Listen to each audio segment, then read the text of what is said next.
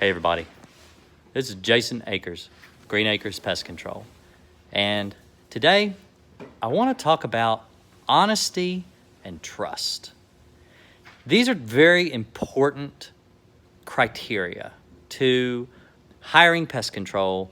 You want to be able to trust a guy that's going to come in your house, that's going to use chemicals.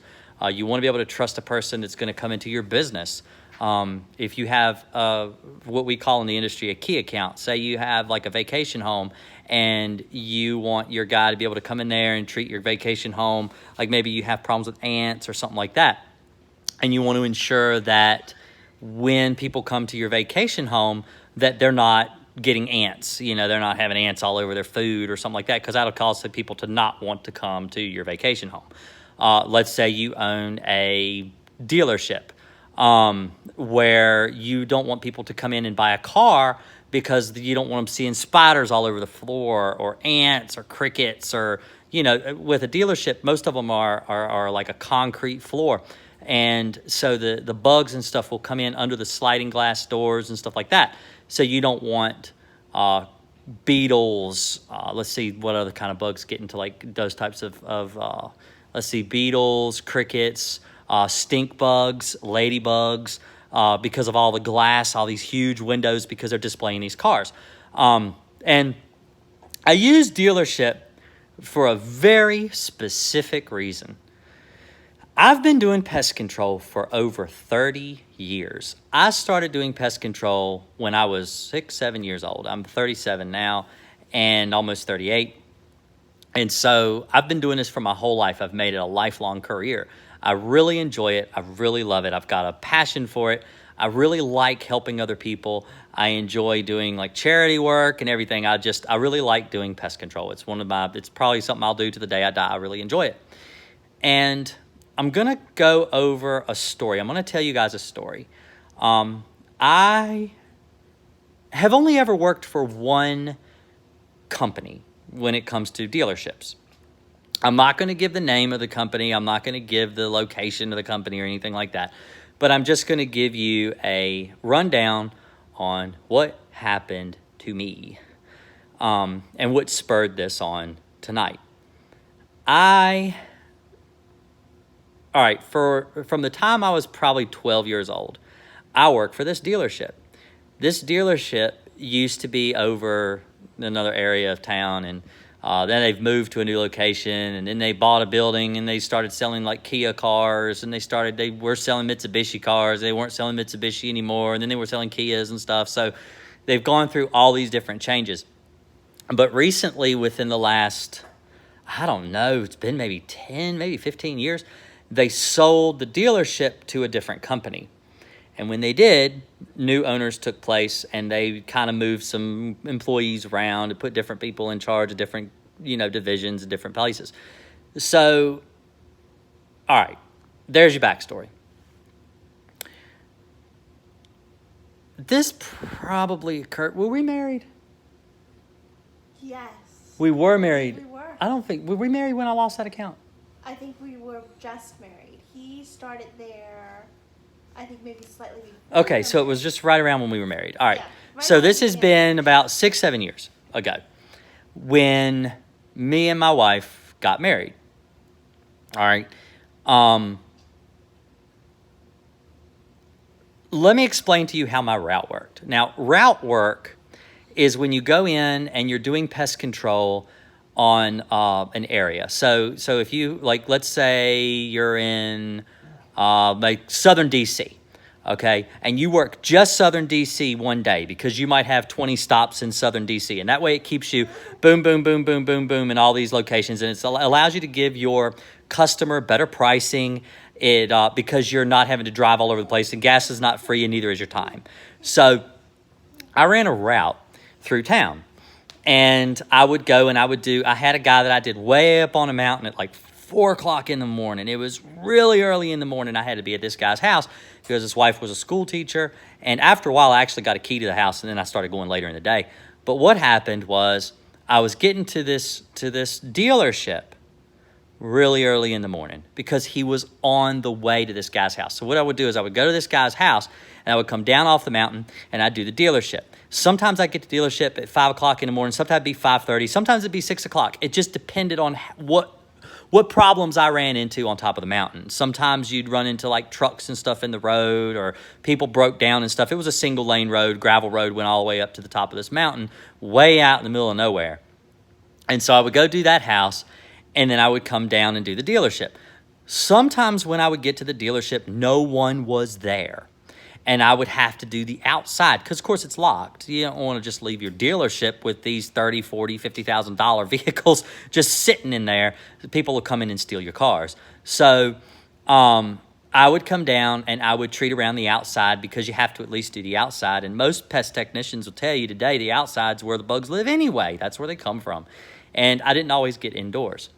And so 1 month when I went by, I did this one dealership, and I always had to go over to a second dealership that I serviced and the used cars that I serviced, and that's where they would pay me. They paid me there. So I would go there, and I would fill out the ticket and everything, and I'd sign it and all, and I'd give it to the lady. And she said, oh, you can't give this to me now. You got to take this back over to that dealership because the guy that runs that dealership, the manager over there, says you're not coming. And I'm like, but the guy that let me in this morning at like 6 o'clock, he works in the parts department. They're always open typically around 6, 5:30, 6 o'clock. They usually get in there real early because they've got cars they got to work on and maybe detail work and stuff from whatever the guys had sold the day before or whatever. And so I would go in and knock on that back door, and sometimes they'd let me in. And sometimes they wouldn't be there. But I was like, well, he just let me in. And she's like, well, now you have to get the ticket signed. I was like, all right, well, that's not a problem. So I went over there. And the manager jumped all over me.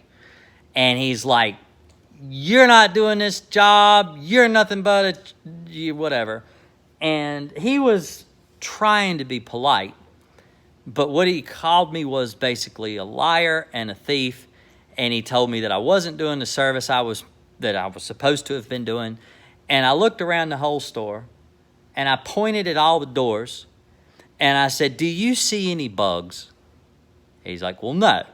And I said, do you see any live bugs? And he's like, well, no, we don't have any bugs. And I said, that's because I've been doing pest control. Proof is in the pudding. I've been doing pest control. You're going to stand there, and you're going to call me a liar. I didn't call you a liar. I said you didn't do the job you were supposed to do. And I said, all right, so when I go and I fill out the ticket that says I did this job, I sign it with my name. I give it to the lady. You're telling me that when I signed my name, explaining that I did that work, that I didn't do it. That's right. And so I looked at him and I said, so you're saying I'm a liar? And he's like, and he kind of like his head like exploded on his neck and he went crazy. And so I left. And it took collections in order to get them to pay the work that I had done. Okay, we had to threaten collection because they refused to pay. This is almost, 20, 30 years they were a customer. Forever, for a long time. Never had bugs, never had problems. In fact, I did snake work for free because they were such a good customer because I just liked working for them. And I didn't like the guy calling me a liar because I wasn't a liar. I actually told him, I said, the reason you're calling me a thief and a liar is because you're a thief and a liar, and you just expect everyone to be just like you. And everybody's not just like you. I'm actually a really honest person. And this is when I was working for another company. I wasn't even working for myself at this time. And I'm like, I do stuff for people. I bend over backwards for people. I come out here exhausted, 4 o'clock in the morning, and I'm doing these stops. I said, it's not about me. It's about you. I like to please a customer. I'm sorry you're not pleased. I'm sorry you don't trust me, but maybe you need to hire somebody you can trust because you don't trust me. So that's the story about when I quit working for a dealership. Now let me fast forward to today. This was like... You got to tell the Kia Soul story. Okay, so 7 years ago is when all this happened, when I lost this customer. 2 years ago, I was in the market for a Kia Soul. It's on my channel. It's got like a picture of me flying down the side and everything. I use it in a lot of my pictures and videos and stuff. It's in my Googles and all that stuff. I went to this same dealership because my dad, my grandmother, friends, we've referred people to go buy this at this dealership. And so I was in the market for a new Kia Soul. I wanted a Kia Soul because I like them. I've had one since 2010, 2009. I really enjoy the car. They're really great. And they've got a lot of room, and I can work out of them. And I wanted to wrap it. I thought it would be a really cool car. I really like them. And they got the hamsters and stuff. Everybody likes them. So I went out there, and he refused. Now, we went in with a check. We do all of our own financing, so we had a check in hand to buy this car. And we had a competitive bid from Northern Virginia. And this is what they have. I've got the out-the-door bid right here. It's a picture of it on my phone. This is what they're going to give us. This is what they're going to do. They even called that dealership to make sure that we weren't lying. And he said, nope, not going to budge. $7,000 difference on the sticker. Just refused to work. We weren't going to squabble and about a few hundred either. We weren't going to like complain if it was like $200, $300, $400 more, because it just keeps us having to drive up Northern Virginia. Northern Virginia is like almost 4 hours away from me. So it was easier just to buy the car from him. I wanted to buy the car from them. My dad bought all of his cars from them. My grandmother, we do a lot of business with them. They do a lot of business with us. At least they used to. But so fast forward to today, and we went in. And of course, I pulled in my Kia, wrapped with, just like I told him I was going to do when I bought a Kia, because he refused to budge on the price. And met this wonderful salesman. Name was what? Jonathan, right? Yeah. Jonathan. He's a great guy, young kid, adult, got a 3-month-old, just a really, really friendly, wonderful person. He's got great personality. We talked about his Discord and everything. He's a really great guy. And I want to buy from him. I want to buy a van from him. And because now we got the 3 kids, maybe a 4th in the future, and I'm going to need a minivan. I'm going to, I'm a beautiful soccer mom, and I need a minivan. So, or a Telluride, whatever. But anyway, the point is it's a minivan. I'm going to buy a minivan. Went out and test drove a Sedona. I like it. It's got a lot of improvements over years. My dad has a Sedona. It's way better, features and stuff like that. They've really come a long ways in the years it's been around. And so we went to buy this Sedona, wanted to. It didn't have a bad price on the sticker at all. And they've got these, rebates or whatever they're offering right now, like $3,000 towards a trade-in or whatever.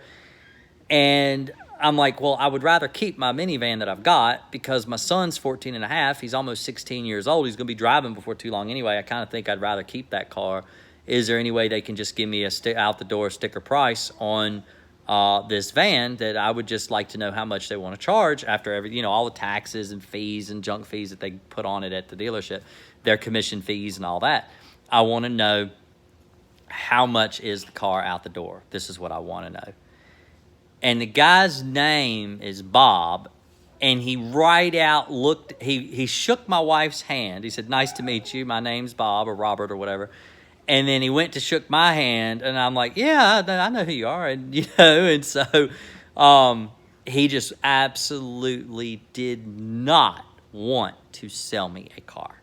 He was very dismissive. Like, no. We're going to do this. We're going to do that. We're going to do this. And you just need to leave.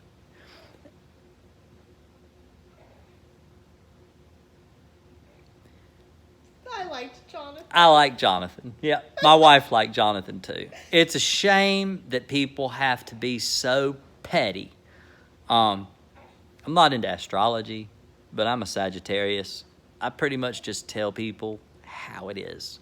That's what I do on my channel. If you've been here since I started my channel 3 years ago, I tell it how it is. I don't hide things. I don't sugarcoat things. I'm honest to a fault. And I told Bob that he was a liar and a thief in front of all of his sales crew. And apparently, he remembered it. But hey, if a shoe fits, I understand why he's offended. This is just story time with Jason tonight. You guys have a really great day. I appreciate it. Hope you're enjoying my bedbug series that I've been doing through June. Stay tuned for the vacation series. Yep, stay tuned because we're still doing vacation stuff. And I've already started that series. And I still have to do, I want to do my next video on how to properly pack and unpack when you're going on vacation to eliminate the fear of bed bugs. Guys, have a great day. Really appreciate it. And if Jonathan's watching, Bob ruined the sale. It is not my fault because I was perfectly happy buying that Sedona from you tonight. Have a great night. Bye.